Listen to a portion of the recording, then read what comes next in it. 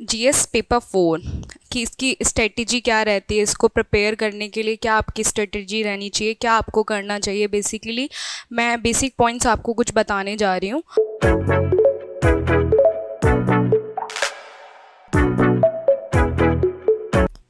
Hello student, my name is Bhavna Sharma. I am a career psychologist.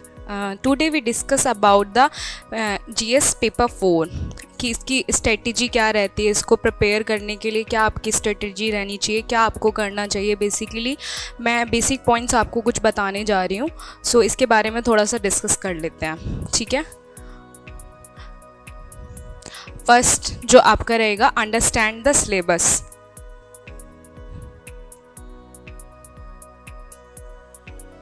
ठीक है।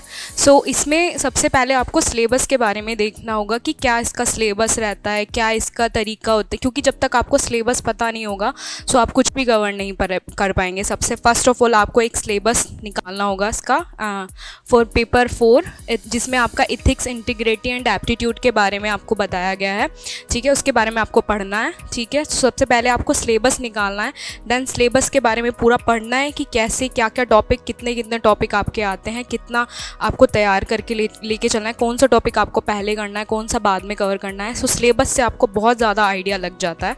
सो सब first of all आपको syllabus इसका पता होना चाहिए। देन सेकंड नंबर पे आपका क्या आता है, स्टडी द बेसिक्स।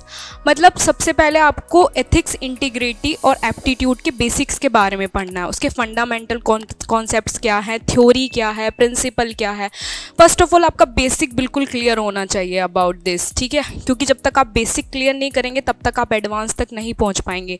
सो आपको सबसे पहले बेसिक क्लियर करना है फॉर पेपर 4, देन आप एडवांस की तरफ स्विच कर सकते हैं। और बेसिक आप इतना स्ट्रॉन्ग कर लेंगे तो एडवांस में आपको ज़्यादा प्रॉब्लम नहीं होगी। So you have to cover your basic first of all, then switch to advance. Then third आपका होगा फिर रीड द रिकमेंडेड बुक्स। वैसे तो आपके लिए शॉप पर कई सारी बुक्स अवेलेबल होती हैं जिनको पढ़कर आप ब्रीफ आइडिया लगा सकते हैं या उसके बारे में थोड़ी सी और मोर नॉलेज गेन कर सकते हैं कि लाइक इस टॉपिक के बारे में मुझे और इन्फॉर्मेशन चाहिए, सो मैं इस वाली बुक्स को पढ़ लेता हूँ, वहाँ से मेरा कवर हो जाएगा। तो बुक्स आपकी बहुत ज़्यादा हेल्प करती हैं for your syllabus and topics को कंप्लीट करने में। वैसे तो आपकी मर्ज़ी, आप कोई भी बुक खरीद सकते हैं, बट मैं कुछ बुक्स रिकमेंड कर देती हूँ यहाँ पे आपको, जो कि आपकी टॉपर्स एंड एक्सपर्ट्स की बुक होती हैं। सो उन्हें आप परचेज कर सकते हैं। सो बुक के लिए मैं कुछ बुक्स आपको पॉपुलर बुक्स के बारे में बता रही हूँ, जिसमें आपकी फर्स्ट बुक है lexicon for ethics, integrity and aptitude bye Neeraj Kumar sir, ठीक है। सो ये बुक आप परचेज़ कर सकते हैं, इससे आपको हेल्प मिलेगी काफ़ी अपने टॉपिक्स को कवर करने के लिए, ठीक है। देन आपकी जो सेकंड बुक है वो है आपकी ethics, integrity and aptitude by G Subba Rao and PN Rai Chowdhury, ठीक है। सेकंड बुक आपकी ये हो गई। देन जो थर्ड बुक है आपकी, जो मैं आपको रिकमेंड करना चाहूँगी, ethics, integrity and aptitude for civil services main examination by Subba Rao and Roy Chowdhury, ठीक है। सो ये वाली तीनों बुक आप परचेज़ करके पढ़ सकते हैं। ऐसा नहीं है कि जो बुक्स मैं रिकमेंड कर रही हूँ आप वही पढ़िए, मैं सिर्फ आपको एक नॉलेज के लिए 3 बुक्स के नाम दे रही हूँ। आप चाहें तो जिस बुक से भी आप कंफर्टेबल हो वो वाली बुक भी आप पढ़ सकते हैं, नो इशू, ठीक है। देन आपका फिर आता है आपका एनालिटिकल अप्रोच। एथिक्स पेपर जो है, एथिक्स का जो एग्ज़ाम होता है वो आपका, उसको आप रोट लर्निंग के थ्रू नहीं कर सकते हैं, रटने के लिए नहीं होता है। आपको कॉन्सेप्ट समझने होते हैं, प्लस कॉन्सेप्ट के पीछे की थ्योरी समझनी होती है, देन उनके प्रिंसिपल्स को समझना होता है, तब जाके आप उसको लिख पाएंगे प्रॉपर वे में। ऐसा नहीं है कि आप रट लेंगे उसको एंड देन आप उसको लिख पाएंगे। सो इसलिए एथिक्स के पेपर में rote learning is not good, ठीक है। आपके लिए क्रिटिकल थिंकिंग होनी चाहिए, इसमें आपका एनालिटिकल स्किल जो होते हैं आपके, ये इसकी रिक्वायरमेंट होती है बहुत ज़्यादा आपकी एथिक्स के पेपर के लिए। प्रैक्टिस जो होती है आपकी for ethics principle to real life scenarios and case studies, ये आपका मोस्ट इम्पॉर्टेंट चीज़ है। अगर आप रियल लाइफ सिनेरियोज के थ्रू एथिक्स को पढ़ेंगे तो आपके वो माइंड में भी रहेगा काफ़ी टाइम तक, एंड उसको आप अच्छे से कवर भी कर पाएंगे। क्योंकि रियल लाइफ जो थिंग्स होती हैं वो हम भूल नहीं पाते आसानी से, वो हमारे सामने होती रहती हैं, तो हम एक नॉर्मल मतलब माइंड में हमारे रहती हैं और एक एग्जाम्पल हमारा सेट हो जाता है। लाइक वो वाली चीज़ मैंने ऐसे देखी थी, दैट मतलब रियल लाइफ से कुछ भी जुड़ा हुआ अगर आप एग्जाम्पल लेंगे तो वो ज़्यादा टाइम तक आपको याद रहेगा, ठीक है। देन आपके आते हैं करंट अफेयर्स। हमेशा अपडेटेड रहिए करंट अफेयर्स से, जितना हो सकता है करंट अफेयर्स के बारे में पढ़िए। इसके लिए आप न्यूज़पेपर गेन कर सकते हैं, ठीक है, न्यूज़पेपर ले सकती हैं, क्योंकि न्यूज़पेपर में नेशनल इंटरनेशनल दोनों न्यूज़ होती हैं आपकी, इससे आप अपडेटेड रहेंगे, ठीक है। Specially those related to ethics, governance and integrity. और मैं जैसे कि मैंने बताया, आप रीडिंग न्यूज़पेपर, मैगजीन्स भी आप पढ़ सकते हैं, मैगजीन्स से भी आपको काफ़ी हेल्प मिल जाती है। एंड ऑनलाइन रिसोर्सेज जो भी आपके होते हैं उनसे आप अपडेटेड रहिए, अब्रिस्ट ऑफ रेलेवेंट न्यूज़। जो भी आज या कल वाली रेलेवेंट न्यूज़ चल रही है वो एथिक्स में आपको बहुत ज़्यादा हेल्प करती है, ठीक है। सो हमेशा करंट अफेयर्स से अपडेटेड रहिए, उसके लिए न्यूज़पेपर पढ़िए, ऑनलाइन देखिए, जो भी आप चैनल देखते हैं की न्यूज़ देखिए, ठीक है। सो इन सारी चीज़ों से एथिक्स आपका अच्छे से कवर होगा। देन हम देखते हैं जो आपके प्रीवियस ईयर पेपर्स होते हैं, ठीक है, ये आपके बहुत ज़्यादा इम्पोर्टेंट रोल फाइल करते हैं आपके एथिक्स के एग्ज़ाम में। कोई भी एग्ज़ाम हो आपका, नॉट एथिक्स का एग्ज़ाम, नॉट पेपर 4 एग्ज़ाम, इसमें आपको हमेशा प्रीवियस ईयर बेस्ड जो क्वेश्चन होते हैं वो बहुत ज़्यादा हेल्प करते हैं आपकी, ठीक है।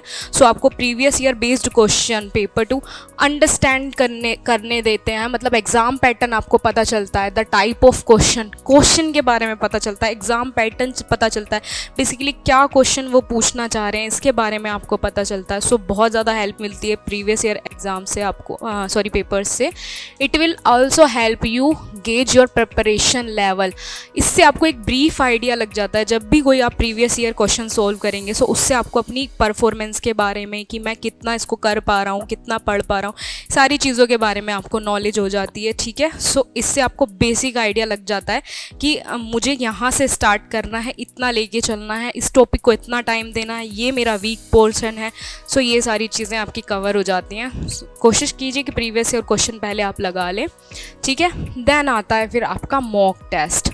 मॉक टेस्ट आपके मोस्ट इम्पोर्टेंट रोल कर लेते हैं जब भी आप कोई भी एग्ज़ाम दे रहा हो, नॉट इवन एथिक्स का पेपर, कोई भी आपके पेपर 4 GS पेपर 4, जो भी पेपर आप तैयार कर रहे हैं for UPSC exam, for other exam, mock test आपके बहुत ज़्यादा हेल्पफुल होते हैं। जो आपके मतलब वीकनेस के बारे में इनसे पता चलता है आपका, ठीक है, उन पर आप परफॉर्मेंस के बारे में आपका पता चलता है कि कितना आप अच्छा कर पा रहे हैं, कहाँ आप लैक कर रहे हैं, कहाँ आपको और ज़्यादा परफॉर्म करने की ज़रूरत है, ठीक है। वीकनेसेस के बारे में आपको पता चलता है। इससे ना आपको एक बेसिक आइडिया लग जाता है कि मुझे यहाँ से चीज़ें अप करनी है, ठीक है। क्योंकि जब आप मॉक टेस्ट देते हैं तो वो आपके मतलब कुछ भी आपने पिछला पढ़ा हुआ होगा सब आप उसमें लगा देते हैं। इट्स लाइक कि आप एग्ज़ाम रूम में बैठ के एग्ज़ाम दे रहे हैं, ठीक है। सो वहाँ पे आप अपनी परफॉर्मेंस बूस्ट कर सकते हैं, अपनी वीकनेस को आगे उसे सही कर सकते हैं, ठीक है। सो मॉक टेस्ट आपके बहुत ज़रूरी होते हैं। देन आता है फिर आपका revision. Regular revision is crucial to retain what you have studied. मतलब इसका मतलब ये है कि रेगुलर रिवीजन मस्ट है फॉर आपके प्रिपरेशन के लिए। अगर आप रिवीजन नहीं करेंगे तो पहली बात आप पुराना आपके दिमाग से निकलता चला जाएगा। दूसरा, रिवीजन के टाइम पे आपको सबसे ज़्यादा ये पता चलता है कि मैंने ये चीज़ पढ़ा था, इसको मैं इतना ही आगे तक ला पाया हूँ, मुझे इसमें और थोड़ा सा मेहनत करने की ज़रूरत है ताकि और मैं इसको ज़्यादा अच्छे से याद कर पाऊँ, ठीक है, तैयार कर पाऊँ। रोड लर्निंग तो करनी ही नहीं है, बेसिकली समझना है, ठीक है। सो रिवीजन आपका मस्ट है। रिवीजन करिए बार बार, जब तक आपका एग्जाम नहीं हो रहा तब तक पढ़ते रहिए, रिवीजन करते रहिए, पढ़ते रहिए, रिवीजन करते रहिए, ठीक है। और फ्रीक्वेंटली नोट्स बनाइए अपने, ठीक है। देन उनको रिवाइज कीजिए फ्रीक्वेंटली मतलब लगातार, लाइक 1 मंथ में कर लिया, देन फिर 1 मंथ के गैप से 2 मंथ के भी गैप से कर लिया, फिर 3 मंथ के, ऐसे जब तक आपका एग्जाम नहीं होता है फ्रीक्वेंटली आप रिवीजन कर सकते हैं, ठीक है। अब आता है आपका प्रैक्टिस आंसर राइटिंग। जैसे कि आपको पता है कि रिटन में होता है आपका एग्ज़ाम, ठीक है, आपको प्रॉपर प्रैक्टिस करनी होगी रिटन के लिए, ठीक है, क्योंकि वहाँ पे आपको इससे ये अंदाज़ हो जाएगा कि प्रेस्क्रिप्ट प्रिस्क्राइब टाइम में आपको कितना लिखना है, कैसे लिखना है, ठीक है, कितने वर्ड्स में उसको लिखना है, दिए हुए टाइम में उसको आप कैसे पूरा कर सकते हैं, यहाँ से आपकी एक प्रॉपर प्रैक्टिस शुरू हो जाएगी, ठीक है। सो प्रैक्टिस जो है राइटिंग सेशंस की वो बहुत ज़्यादा ज़रूरी है, ताकि एग्ज़ाम में बैठने से पहले आपको पता हो कि मुझे इतना टाइम लगेगा इस आंसर को लिखने में और मैं इतना टाइम इस आंसर को दे सकता हूँ। सो ये मस्ट है, आपको आंसर राइटिंग की प्रैक्टिस करना बहुत ज़रूरी है। इससे क्या होता है, वर्ड लिमिट भी आपके इम्प्रूव हो जाती है और राइटिंग स्किल और क्लैरिटी और ऑफ एक्सप्रेशंस, मतलब लिखने का तरीका भी आपका इम्प्रूव होता है। कई सारे फ़ायदे हैं इस चीज़ के, ठीक है। सो आपकी प्रैक्टिस जो है वो मस्ट है, ठीक है। देन आपका फिर आता है डेवलप अ बैलेंस्ड पर्सपेक्टिव। जैसा कि मैंने बताया, एथिक्स आपका सब्जेक्टिव टॉपिक है, ठीक है।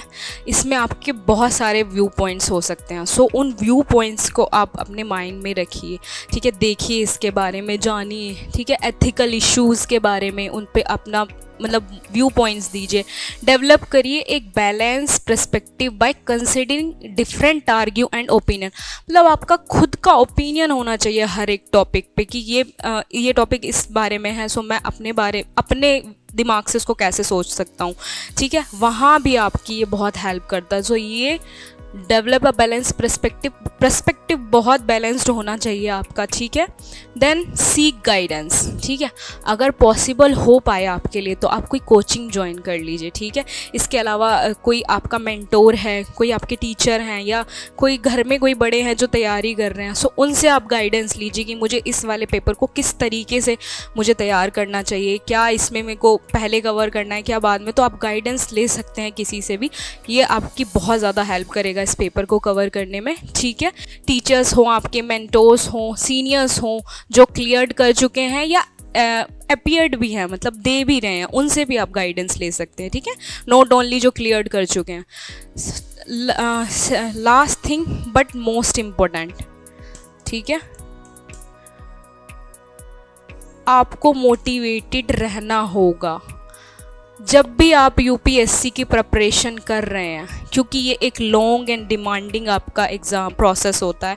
पेशेंस रखना बहुत ज़रूरी है। यहाँ पे कई बार पेशेंस लूज़ होता है, लगता है नहीं मुझसे नहीं हो पाएगा, मैं छोड़ देता हूँ। सो ये आपको मोटिवेटेड रहना बहुत ज़्यादा ज़रूरी है। किसी भी एग्ज़ाम की तैयारी करते समय आपको मोटिवेटेड रहना है। बिल्कुल ये नहीं सोचना कि मुझसे नहीं हो पाएगा, मैं अब ये छोड़ देता हूँ। एक बार नहीं होगा, 2 बार नहीं होगा, बट अगर आप प्रैक्टिस में रहेंगे और ये सारी चीज़ें जो भी मैंने अभी आपके साथ डिस्कस किया, अगर ये आप करते रहेंगे, ठीक है, इसी वाले पैटर्न में, सो ऐसा कोई एग्ज़ाम नहीं है जिसको आप क्लियर नहीं कर सकते हैं। बट ये सारे स्टेप्स आपको फॉलो करने पड़ेंगे आफ्टर ऑल, तभी आप थोड़ा आगे जा पाएंगे या इस चीज़ को कर पाएंगे, ठीक है। और मोटिवेटेड रहने के लिए मेंटेन अ पॉजिटिव एटीट्यूड, ठीक है। यहाँ पे एक पॉजिटिव एटीट्यूड रखिए कि हाँ मैं कर सकता हूँ, मुझसे होगा, या मैं कर सकती हूँ, मुझसे हो जाएगा। ये दिमाग में बिल्कुल नहीं लाना है कि नहीं मैं नहीं कर सकता हूँ, मेरे से होगा ही नहीं, इसका सिलेबस वास्ट है, या ये है, या तैयारी करने में मेरा टाइम। देखो, प्रोसेस होने में टाइम लगता है, बहुत ज़्यादा टाइम लग जाता है कभी कभी, बट ऐसा नहीं है कि अगर आप किसी चीज़ को रेगुलर कर रहे हैं और इन सारे तरीक़ों से कर रहे हैं तो वो नहीं होगा। डेफिनेटली आपका एग्ज़ाम क्लियर होगा, ठीक है। So you have to take positive attitude in your mind, ठीक है, टूवर्ड्स योर प्रिपरेशन। जो भी आप प्रिपरेशन कर रहे हैं जिस भी एग्ज़ाम की, उसके लिए आपको बहुत ज़्यादा पॉजिटिव एटीट्यूड होना चाहिए कि हाँ ये जो मैं कर रहा हूँ, ये तरीका मेरा सही है, ये आगे जाके मेरे काम आने वाला है, ये मेरी अप्रोच सही है। सो वो ऐसा नहीं है कि आप किसी से गाइड नहीं ले सकते, या मतलब बिना गाइडेंस के नहीं हो जाएगा, आप खुद भी कर लोगे। बट ये जो चीज़ है ना, पॉजिटिव एटीट्यूड, ये बहुत ज़रूरी है किसी भी एग्ज़ाम के लिए। सो ध्यान रखिए। और लास्ट थिंग जो है आपकी, remember consistency and perseverance are key to success in UPSC exam. Consistency आपकी नहीं छूटनी चाहिए, कंसिस्टेंसी आपकी रहनी चाहिए यूपीएससी एग्ज़ाम के लिए। अगर आपने बीच में ड्रॉप किया एंड देन दोबारा आप शुरू करेंगे, सो वहीं से आपकी गड़बड़ी होना शुरू हो जाती है।